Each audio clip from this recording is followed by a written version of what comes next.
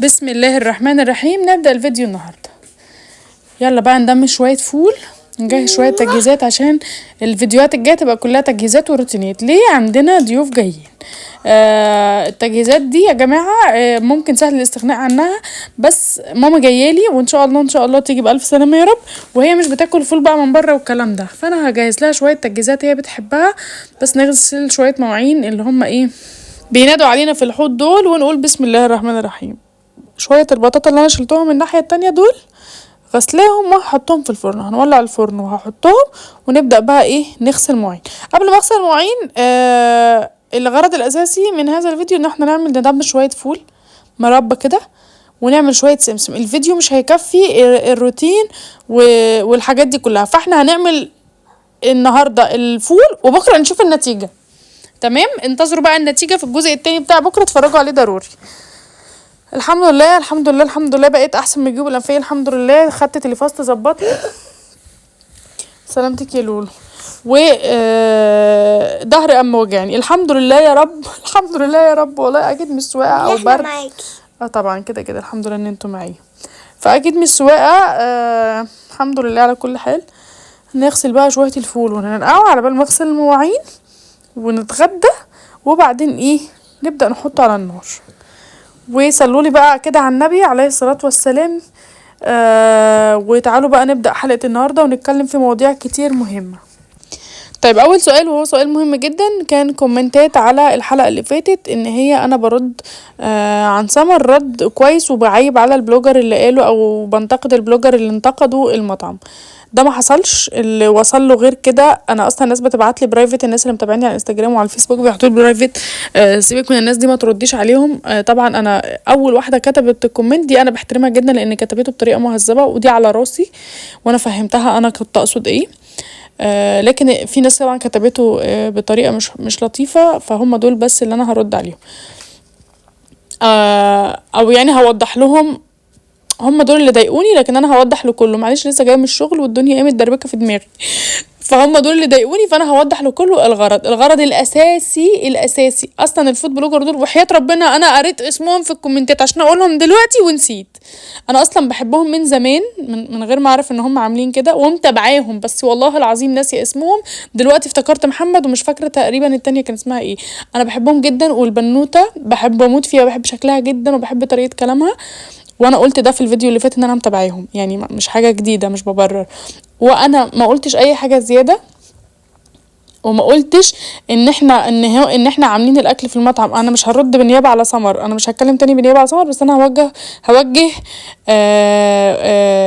او هوضح وجهه نظري اللي فاتت، ومش هتكلم تاني عن سمر عشان خاطر طريقه تفكيري وطريقه كلامي وطبعي غير طبعها. فممكن انا فعلا انتوا عندكم حق ان انا ردي على حاجه معينه او طريقه من كتر حبي فيها، يعني طريقه تعبيري عن حاجه معينه تخني وتوصل لناس معينه غلط فيوقعها هي في حاجه مش مظبوطه. وده انا عمري ما اتمناه لها، واتمنى لها كل الخير اللي في الدنيا يا رب، ربنا يكرمها يا رب ويبارك لها. ولكن للتوضيح، انا كنت احنا مش عاملين او هي مش عامله الاكل على ذوقنا او لينا احنا اللي هناكل، لا. الناس كلها عارفة مين أسرار المطبخ مع سمر، مين القناة ومين الشيف سمر. الناس كلها بتشوف الأكل، كومنتات كلها 20,000 كومنت أنا بقراهم وأقعد أرد بقى على الناس أقول لهم شكرا والله العظيم الأكل كان تحفة، يا ريتكم كنتوا معانا تدوقوا ومش عارف إيه وكده، لأن إحنا اللي بندوق. الأكل خطير، مفيش ولا غلطة 10 من 10 ونجمة. فكون إن انتوا بتشوفوا الفيديوهات دي ونفسكوا اكيد تدوقوا زي ما انا بشوف اي فود بلوجر في الدنيا او اي شيف في الدنيا مثلا. وعلى سبيل المثال يعني مش هقول اسامي شيفات يعني عشان ايه ما نجيبش اسامي الناس كلها في الفيديوهات. لما بشوف اي حاجه تعجبني بتجوعني ببقى نفسي ادوقها من ايد اللي عاملها. بشوف شكل الطبق كده وهو سواء كان كميه كبيره كميه صغيره، شكل الطبق وهو متزوق كده وشكله حلو ولا لسه مغروف ولا محشي حد بيدلقه في الحله، ببقى نفسي ادوقه. هو ده بالظبط لو انا مكانكم هحسه. ايه هو اللي لو انا مكانكم هحسه؟ ان انا نفسي ادوق الاكل بتاع الشيف اللي انا متابعاها، ايا كان هي بنت خالتي ولا بنت اختي ولا خالتي ولا معرفهاش ولا اعرفها. فطبيعي جدا ان انا اقول لكم ان هو ده اللي انتوا هتدوقوه اللي احنا بنحبه. ايه هو اللي احنا بنحبه؟ بس ما هو طبيعي ان احنا بنكون بنحبه. يعني طبعا خالتي ومامتي اكلهم قريب، فطبيعي ده يبقى ذوقنا في الاكل. هي بقى هتعمله في المطعم مش عشان احنا بنحبه، عشان هي اصلا عايزه، يعني هو ده شغلها يا جماعه، هي الشيف. اي ريسبي اصلا تقريبا هي انتوا هتيجوا تدوقوا اكل سمر، يعني 90% من الاكل، و90% ايه ده، فيها خلطة المحشي عاملاها في فيديو، وكسكسي عاملاها في فيديو، والحاجات دي كلها عاملاها في فيديو، فاكلها. فانا هو ده المقصود، فاهمين ولا مش عارفه، ساعات مش بعرف اوصل اللي قدامي قصدي كويس، بس ان شاء الله تكونوا فهمتوا ان انا كان قصدي ان انتوا هتيجوا تدوقوا اكلها اللي انتوا بتشوفوه في الفيديوهات، وليس هي عامله الاكل عشان يعجبك، ولا هي مش عارف ايه والكلام ده غلط خالص، وصل لكم بطريقه غلط، مش هو ده كان قصدي. اللي قصدي ان انا وضحته بس. وبكرر تاني ان انا مش هتكلم عن لسانها تاني، عشان اي حد ما يفهمش غلط. الناس كلها مش دماغ واحده، الناس كلها مش تفكير واحده، طبيعي حد يفهمني صح وطبيعي حد يفهمني غلط. اللي بعده بقى، خلاص خلصنا الموضوع ده. قومي بقى يا اختي انت وهي اللي عندك مواعين، انا عارفاكوا انتوا بتكتبوا لي في الكومنتات حافظاكوا. قومي يلا يا حبيبتي اغسلي المواعين بتاعتك، احنا بعد الغدا وانتي مش غاسله المواعين عشان الجو ساقع. قومي اغسلي المواعين وخدي شاور واقعدي البسي اللكلوك وكلي بطاطا. يلا يا قلبي شطوره. قومي. انا رصيت المطبخ، كنت رصاهم على جنب كده لايه، كنت حاطاهم في الفرن، انا حاطه نصهم في الفرن. انتوا عارفين بحط المواعين في البوتاجاز عشان خاطر ايه، المنظر ما يجيبليش ذبحه صدريه، فبهون على نفسي. هعمل ايه، الدنيا مش بتهون عليا، مش مفروض انا هون على نفسي؟ العلب البلاستيك كلها لوحدها، الطباق كلها لوحدها، الحلال كلها لوحدها. فحسيت بحس ان انا بقى ايه، المواعين متروقه، المواعين متروقه كأن الشقه متروقه. ودي اديله يا بنتي امنيه، مسكت الفرشه وحتتك بتتك حتتك بتتك، غسلت كل الحاجات. كل ده والفول منقوع، والسمسم مطلعاه من الفريزر يهدى كده عشان خاطر نعمل دقه. وحشاتكوا الدقه. انا الدقه عندي خلصت، اديت منها لحبايبي وخدت منها في الشغل باكل منها. طبعا الناس في الشغل مش فاهمين انا بعمل ايه، هم فاكريني باكل ملح وبيقولوا لي ضغطك يعلى، بس هنفهمهم غلطهم بعدين. لا انا بهزر يعني، هو انا عرفتهم ان هي دقه بس هم مش متقبلينها، يعني الناس اللي مش متعوده عليها مش هتتقبلها، ولكن الناس اللي بتحب تجرب الحاجات الجديده المفيده. السمسم يا جماعة كله كالسيوم وكله معادن وزيوت غنية جدا، يعني للشعر وللجسم وللبشرة وكل حاجة. زيت السمسم ده معروف بفوائده يعني، فجربوها هتدعولي. هعملها دلوقتي، دي طريقة امي. اي دقة في العالم، الناس اللي بتتابعني من عندنا من البلد ولا من الشرقية ولا بيعملوا نفس الدقة، يعني حتى لو مش من الشرقية، يا جماعة دوسوا على السمسم شوية، حمصوه شوية زيادة عشان يطلع الزيت اللي فيه يطلع كده، وتطلع مندية مش مندية حاجة وحشة هتشوفوها دلوقتي. واضربوه في الكبة مش في مطحنة الخلاط، عشان هو ده سر الطعم والريحة. لونه لازم يكون بني، ما يكونش فاتح، فاتح ده بيبقى عامل زي التراب كده ملوش طعم. لازم نحط شوية كزبرة، شوية كمون صغننين، شوية شطة، بس انا ما حطيتش شطة عشان مليكة قالت لي ما تحطيش، لكن انا هحط دايما على الطبق بتاعي. لا مفيش حلويات يقولولي. واللهم صل على النبي. انتوا بقى وذوقكم، بس الكزبره زودوها سيكه بتدي نكهه تحفه، زودوها، حطوا معلقه كزبره كبيره كده او معلقتين، مش بتأثر خالص، بالعكس بتخلي الريحه مفحفحه ايه. وتعالوا بقى نكمل مواعين مع بعض. احب ابعت سلامي لطنط ام عمر، روح قلبي، حبيبه قلبي، صديقه البرنامج، وطنط عزه اللي كتبت لي كومنت جميل. والله يا امنيه انت حبيبتي وروحك جميله وطيبه. مش فاكره يعني كومنت فيما معناه، يعني لو ترتيب الكلام مختلف سامحوني. انا زي ماما على فكره، بس بحبك، وكلام جميل قوي كده. وانت يا طنط عزه ربنا يخليكي ليا يا رب، ويديك الصحه ويخلي لك يا رب ايه عائلتك الكريمه. نرد بقى شويه كومنتات.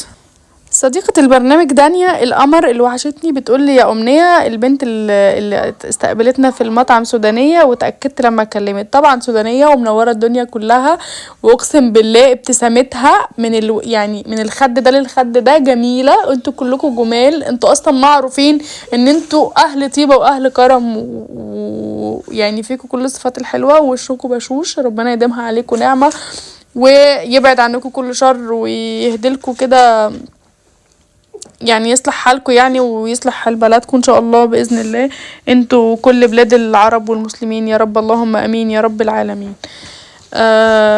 اللي بعد، في بقى كومنت امور كده، واحده بتقول انت عبرشتي في المطعم زي جيجي وشري. عايزه اسال حضرتك سؤال، هل هو مطعمك؟ لما يكون مطعمك ابقي قولي هبرشتي ولا مش هبرشتي.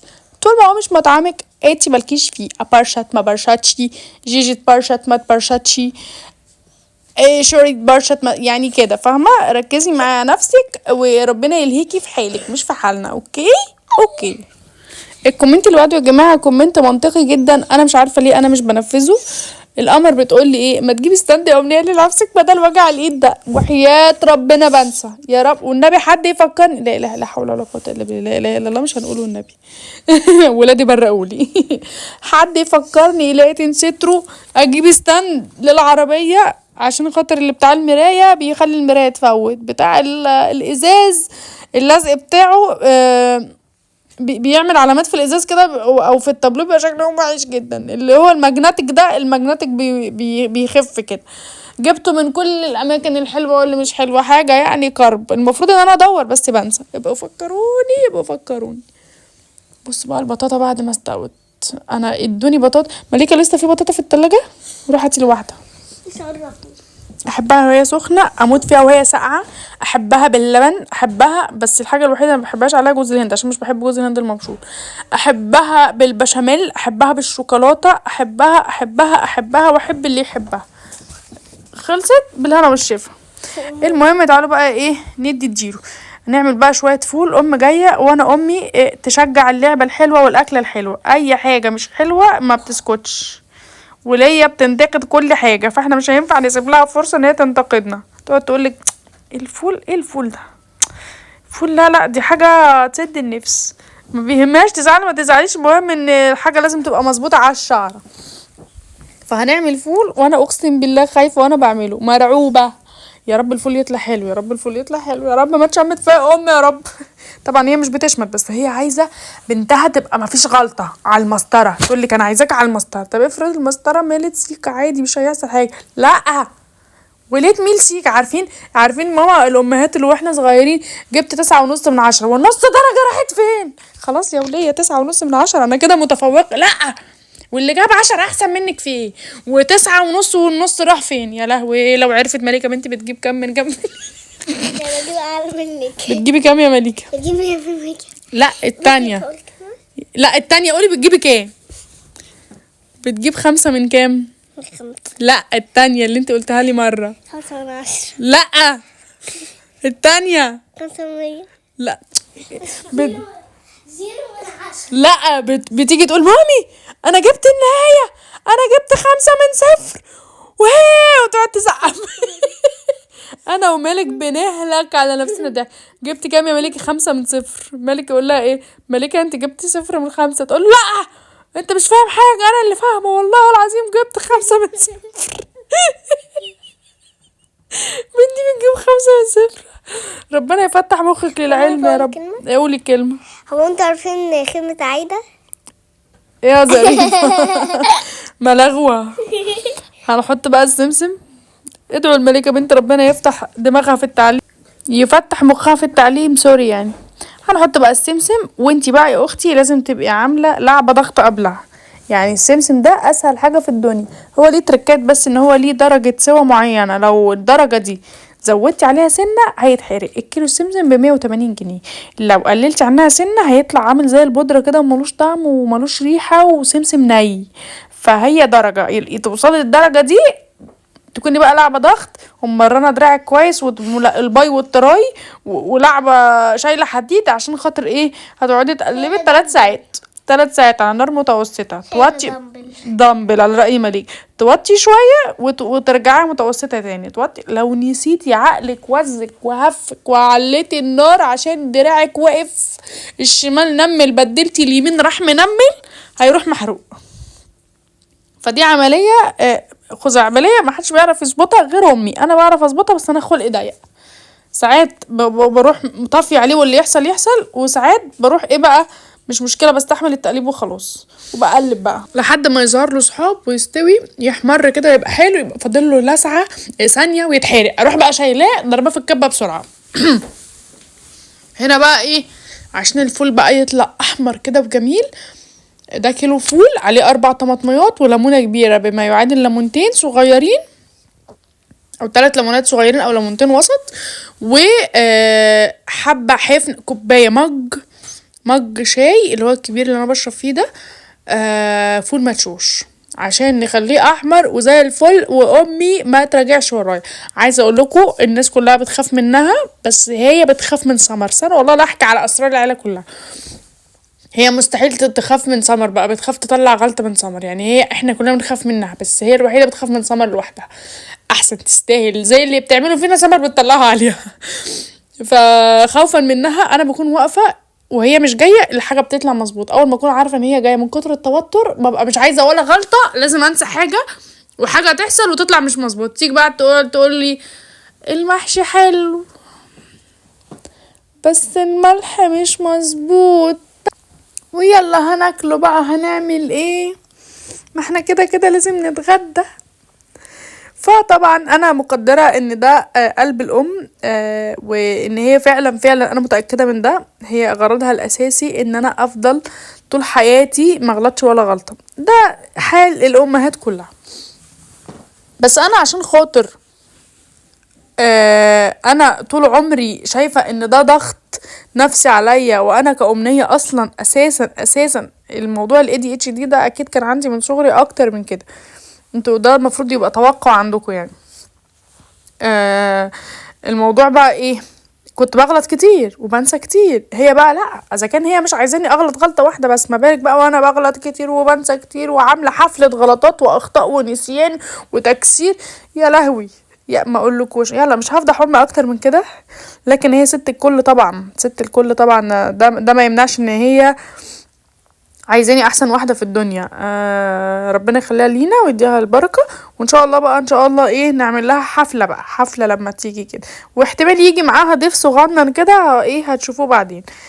الفيديو الجاي بقى انا عايزه الفيديو ده البنت اللي قالت لي اعملي في حله البريستو الفول تكتب لي كومنت تقول لي انا اللي عملت، عشان انا عايزاك في موضوع على جنب كده من غير ما حد ياخد باله. بعد اذنكم اللي يعرفها يعمل لها منشن، وهي لما تسمع ترد. عايزاك بس ايه افهم منك كذا حاجه كده، عشان ايه احنا ليا عتاب عندك. اشوفكم بقى الجزء التاني او الحلقه الجايه، واقول لكم باي.